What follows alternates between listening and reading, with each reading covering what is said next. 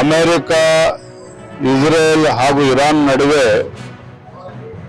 ಕಳೆದ 3 ವಾರಗಳಿಂದ ಯುದ್ಧ ನಡೀತಾ ಇದೆ. ಜಗತ್ತಿನ ಬೇರೆ ಬೇರೆ ರಾಷ್ಟ್ರಗಳ ಮೇಲೆ ತೈಲದ ವಿಚಾರದಲ್ಲಿ ಒತ್ತಡ ಇರುವಂತದ್ದು ಭಾರತ ಒಳಗೊಂಡಂತೆ. ಆದರೆ ಇದೆಲ್ಲದರ ನಡುವೆನೂ ಸಹ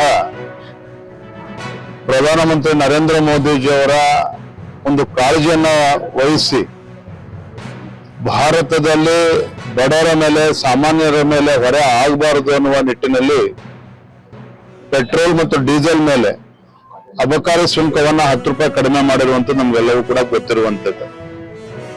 ಅದು ಇದರ ನಡುವೆ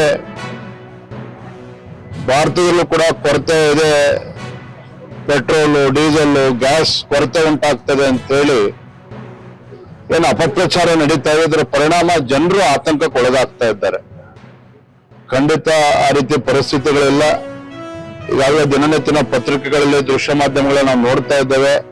ಏನು ಇರಾನ್ನಲ್ಲಿರುವಂತಹ ಸ್ಟ್ರೇಟ್ ಆಫ್ ಹಾರ್ಮುಜ್, ಏನು ಹಡಗುಗಳು ಪಾಸ್ ಆಗ್ತಕ್ಕಂತ ಆ ಸಮುದ್ರದಲ್ಲಿ ಒಂದು ರೀತಿ ಕಣಿವೆ ತರ ಏನಿದೆ, ಅಲ್ಲಿ ಭಾರತ ಹಡಗುಗಳಿಗೆ ಅವಕಾಶ ನೀಡಿರುವಂತದ್ದು ಇರಾನ್ ದೇಶ. ಇವೆಲ್ಲವೂ ಕೂಡ ತಾವು ಗಮನಿಸ್ತಾ ಇದ್ದೀರಿ. ಹಾಗಾಗಿ ಆತಂಕ ಪಡುವಂತ ಅವಶ್ಯಕತೆ ಇಲ್ಲ.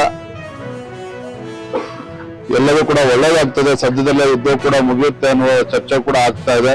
ಆದ್ರೆ ಭಾರತೀಯರು ಮತ್ತೆ ನಮ್ಮ ಕನ್ನಡಿಗರು ಈ ನಿಟ್ಟಿನಲ್ಲಿ ಆತಂಕ ಪಡೆದೇನೆ ಎಲ್ಲರೂ ಕೂಡ ನರೇಂದ್ರ ಮೋದಿಯವರ ನಾಯಕತ್ವದ ಬಗ್ಗೆ ವಿಶ್ವಾಸನ ಇಟ್ಟು ಯಾವುದೇ ಒಂದು ಆತಂಕಕ್ಕೆ ಒಳಗಾಗಬಾರದು ಅಂತೇಳಿ ತಮ್ಮ ಮುಖೇನ ನಾನು ಈ ಸಂದರ್ಭದಲ್ಲಿ ವಿನಂತಿಯನ್ನ ಮಾಡ್ತಾ ಇದ್ದೇನೆ.